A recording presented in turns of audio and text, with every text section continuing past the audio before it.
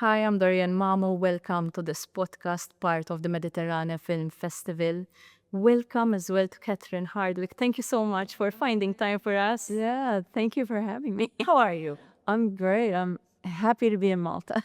Your first time here? It's my first time and I love it. It's amazing, actually. Yeah. And you met me here after your master class, which I hear was a huge success. Oh, thank you. But there were a lot of people commenting because they were telling us that it was actually better than watching a movie. It was a lot. I know you have feedback already about this, but even Rick Carter was telling us that it was huge. That's very nice. It's true. Very sweet. Yeah, generous. Yeah. Well, I just try to talk about, what I care about and all the details of making movies, and hopefully maybe other filmmakers can learn something, or I like that idea, or I like that idea. I'll try that. And you were giving a lot of detail as well and showing, I don't know, because your background is architecture, correct? Right. So can you tell me more about that? Yes, I started out as an architect, and with architecture, you have to start from maybe just a piece of land, nothing there, and you have to visualize, pre-visualize, how can I build a building? And same thing with the film. In a way, we have a script or maybe no script, and we have to create it. And then how do I make it real and build the world and make you believe that this is where she lives and her home and her heart. So we build characters. So it's everything in movies. And they were telling me that literally if you have 336 shots, you have 336 plans. Did I get that right? Yes. But I know. it was more like 65 and scenes in one house. And so every one of the 65 scenes, I would draw a diagram like, I want the camera to move here. I want the actors to move here. And how do you manage that? Well, you have to think it out. Otherwise, when you get on the set, you'll be like, I don't know what to shoot, what direction, where to put the chair. If you think about it in advance, then you can get right to work and give more time for the actors to say their lines and, have more time to play with the scene. So I try to think about it in advance.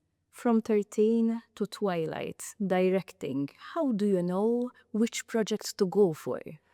Oh, okay. That's tricky. Like 13 was something that felt very urgent. Like my friend, who was 13 years old, was going through a lot of problems. So was her mother. So was her father. I was trying to, in some ways, help them understand each other and see their other points of view by making a film about it. And then I thought maybe that can help other mothers and daughters. And then, so that one I wanted to make. It was urgent. We have to make this film because she was 13. And then Twilight, I read the book. I'm like, oh my God, this is how it feels when you fall madly, passionately in love for the first time. You're just crazy about that person. And the book made you feel so passionate. I thought, can I make a movie that makes you feel that passionate and that you're just feeling, remember what it's like to be in love with the first time, in love the first time. So I tried to do that in the film. And Twilight was huge. Yeah. It was a success story. Yes. How would you know? Because this movie, as we're saying, it was huge. There would be plenty of challenges as well, but you managed to find a way. You managed to adapt. You're impulsive. Are you impulsive by nature? And do you think things through? How does it work? Well, problem solving, like you say, how can you be creatively solving a problem? We can't afford this. Okay, let's do it this way. We have a little time. Kristen was only 17 when we filmed the movie, so she only had short hours. So we found somebody that had the same physical build as Kristen. We could shoot her from the back when Kristen had to go to school. You keep trying to, like, how do I take that challenge and solve the problem in a good way that's still going to be beautiful? I remember reading about this, that she wasn't always available, so you had to make it work. Yeah, exactly. Because she had only 5.5 hours a day available.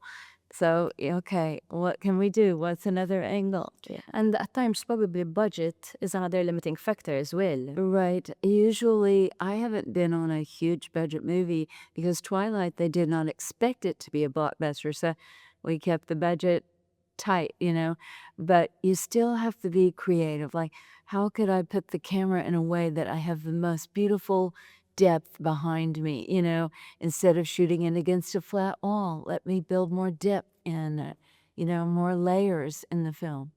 And you were never scared of speaking about some issues which might be sensitive as well to some, like gender equality issues.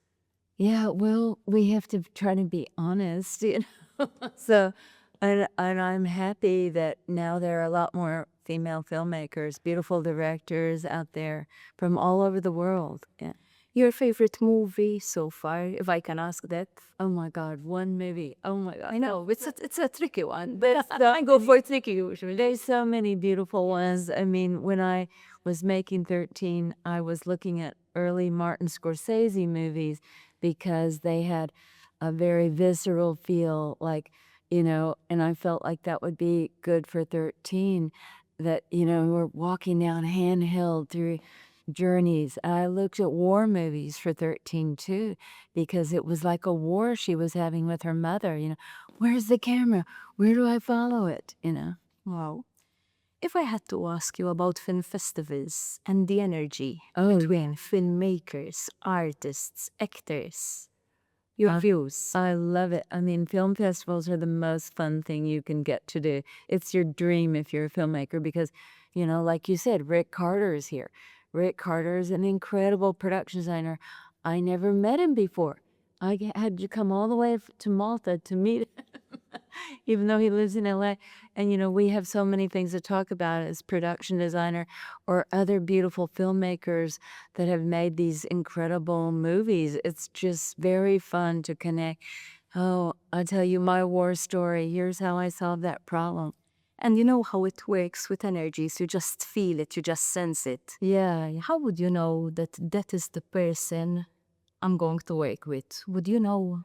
Yeah, sometimes you think, oh, I like the way that person thinks. They would be a great producer to work with. I met one of my producers at the London Film Festival, Chris Simon. I did 2 movies with because I could see how he was always trying to solve the problem and take care of everything. What would be something you've learned on set which you would like to pass on to your crew usually as well? Yeah, well, trying to stay positive no matter what. Like, even if somebody says, Catherine, literally, they just said it to me in my last movie. It's raining so hard that the generator is about to flood and we have to shut down in like 3 minutes, 5 minutes. I'm like, okay, let's make the most of these 5 minutes.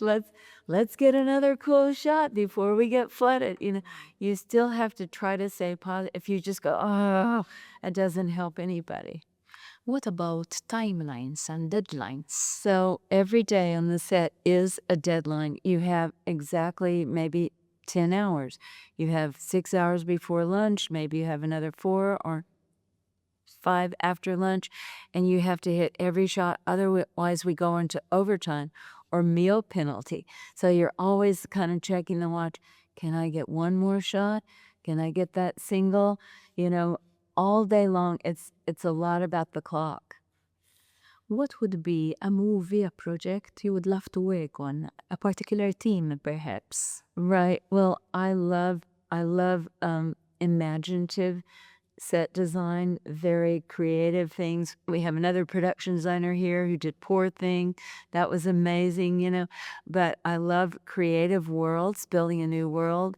I like sci-fi. I never got to work on sci-fi really. I like anything with a strong female character where she's got challenges and we learn, how did she solve that problem? How did she overcome it?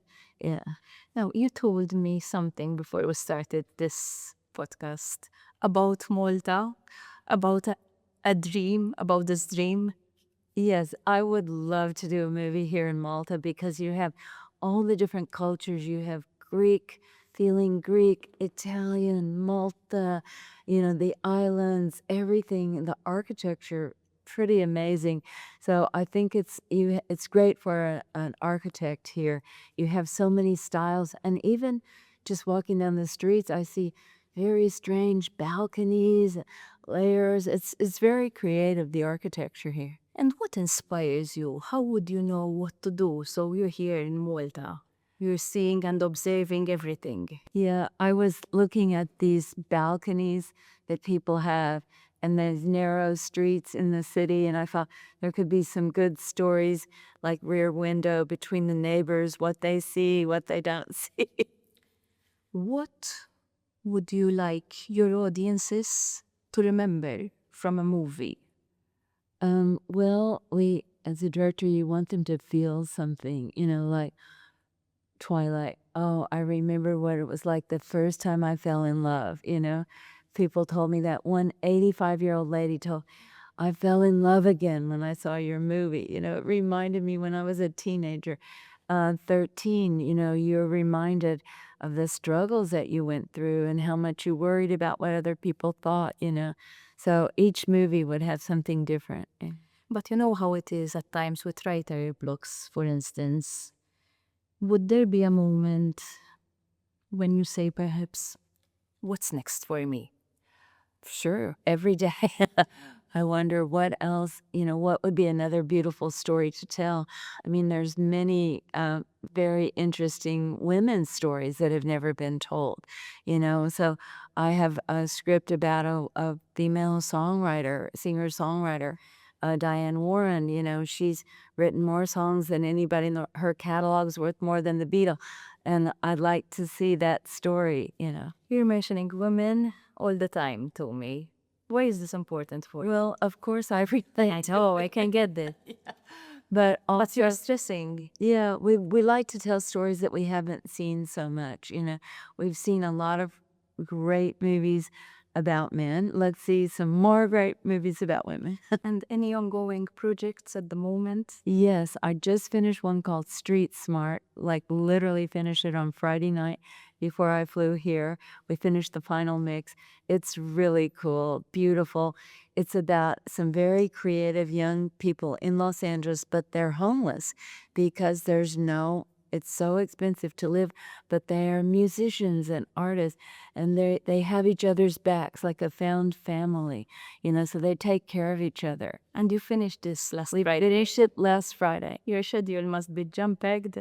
Yeah, like Friday night, we finished at 10 o'clock, the final mix, and then I got on the plane on Saturday and came here. So I appreciate even more. Thank you so much for finding time for us. Yeah, thank you so much for having. Thank you, Malta. Thank you, Katarina. Thank you.